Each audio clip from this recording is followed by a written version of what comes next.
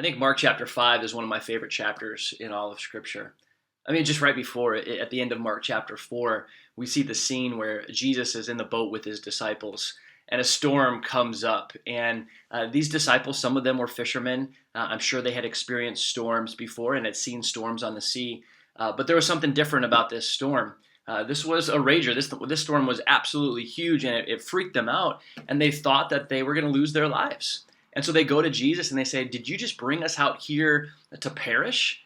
And Jesus was asleep in the boat, and they wake him up and they ask him that question. And he arises and he looks at the wind and the waves and the sea, and he's like, "Hey, calm down, be still." And everything just calms down. And the disciples are freaked out and they're like, "Who is this? Who is this Jesus where the wind and the waves obey him?"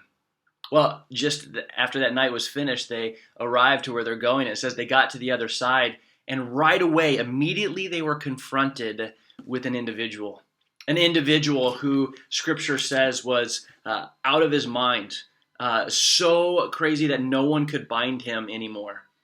And if they tried to bind him with shackles, he broke the shackles, and this whole town was being terrorized, really, by this one individual.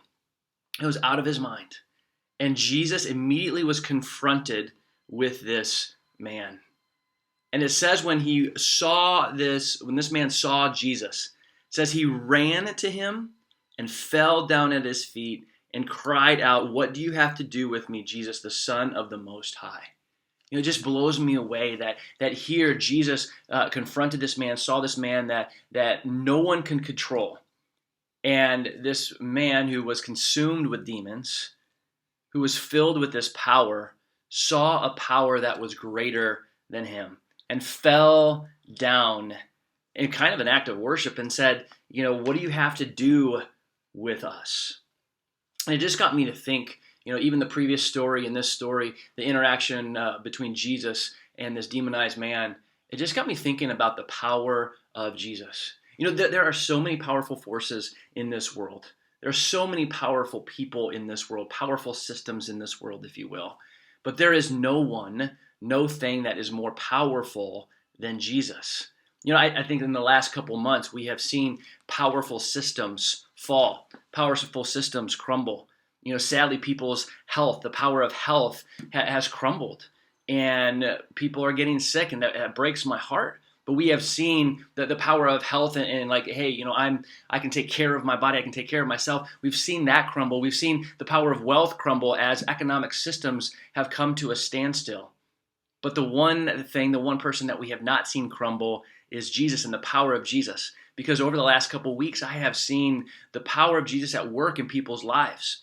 And so this story and the current reality that we find ourselves in has just brought to the reminder for myself that there is no one greater than Jesus. There is no power that is greater than Jesus. And two things hit me as I read this story. There is nothing like the power of Jesus to transform someone's life and someone's situation. Here, this person was completely out of control, out of his mind. And Jesus comes to him. And this man is filled with demons, just consumed with darkness, which, by the way, darkness has no desire for life in your life, just wants to ruin your life. And so Jesus comes to this man and completely transforms this man. And he goes from being out of his mind to being in his right mind. He goes from being out of control to being in control and sitting there filled with peace. I don't know where you are at today or what situation you find yourself in, but there is no situation in your life that Jesus can't transform. Jesus alone has the power to transform your situation, to transform your life. And actually, Jesus is the only one who has the power to transform your life from the kingdom of darkness into the kingdom of light. And it all happened because of his blood that was shed on the cross. And so there is no power that is greater than the power of Jesus to transform a person's life. And we look in so many different directions for life, for things to help us, for things to fix us. But there is only one who can transform the deepest part of our soul, and his name is Jesus. And my encouragement to you today would be to run to him, to chase after him, to pursue him, because he alone is the giver of life. Turn to him. There's no power like the power of Jesus to transform a life. But there's also no power greater than the power of Jesus to use a person's story. I mean, this part of the story completely blows me away every time I read it. The guy who is completely transformed says to Jesus, I will go wherever you are going. I want to follow you. I want to see the things that you're seeing. I want to stay like so close to you. And Jesus looks at him and doesn't say, hey, yeah, come follow me. But he says this, he says, no, go home. Go back to your people and tell your friends and tell them how much the Lord has done for you. I mean, that's it. He says, just go tell people what I have done for you. Tell people about the transformational work that I have accomplished in your life. Be my witness to people. And Jesus uses this man's story to completely change the tone of a village. You know, when this all happened and people saw the power of Jesus, they were freaked out and they said, get out of here, go away. And so Jesus departs that region. But a chapter later, we see that Jesus comes back. And instead of people being freaked out, they are filled with faith. And they bring their sick and they bring the people to Jesus the next time they see him. And they say, hey, heal our people. Heal these people who are sick.